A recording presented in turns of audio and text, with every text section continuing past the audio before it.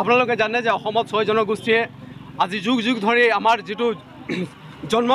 জন্মগত অধিকাৰ আমি জনজাতিৰ কাৰণে আমি সংগ্ৰাম চলাই আহিছো আৰু আপোনালোকে জানে যে 2016 চনৰ পূৰ্বে দেশৰ প্ৰধানমন্ত্ৰী নৰেন্দ্ৰ মোদী ডাঙৰীয়াই অসমত আহি কৈছিলে যে তেওঁলোকৰ চৰকাৰ গঠন হলে অসমত তেওঁলোকে 6 মাহৰ ভিতৰত 6 জনগোষ্ঠীক তেওঁলোকে জনজাতিৰ প্ৰদান কৰিম বুলি তেওঁলোকে প্ৰতিশ্ৰুতি দিছিলে কিন্তু দুৰ্ভাগ্যজনক বিষয়টো হৈছে যে যোৱা 29 আগষ্ট তাৰিখে বিধানসভা চলি থকা সময়ত মন্ত্ৰী ৰনোজ পেগু ডাঙৰীয়াই তেওঁৰ বক্তব্যত এটা কথা স্পষ্ট হৈ পৰিছিলে যে তেওঁলোকে এই 6 জনগোষ্ঠীক জনজাতিৰ যেটো প্ৰক্ৰিয়া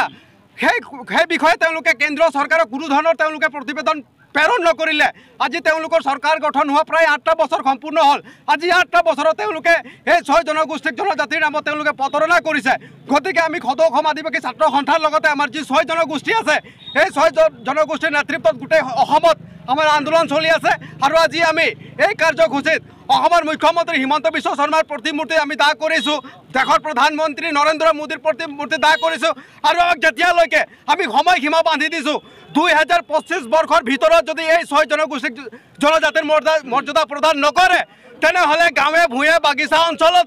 আমি এই বিজেপিৰ যেটো প্ৰতাৰণা আছে আমি কংগালী বান্ধি ওলাম যে 2026 চনত আমি কোনো প্ৰকাৰে আমি বিজেপি চৰকাৰ অসমত অহাটো আমি নিবিচাৰিম আৰু তাৰ কাৰণে আমি যি কোনো গণতান্ত্ৰিক প্ৰতিবাদী আমি কাৰ্যসূচী কৰিবৰ কাৰণে আমি বাধ্য হ'ম।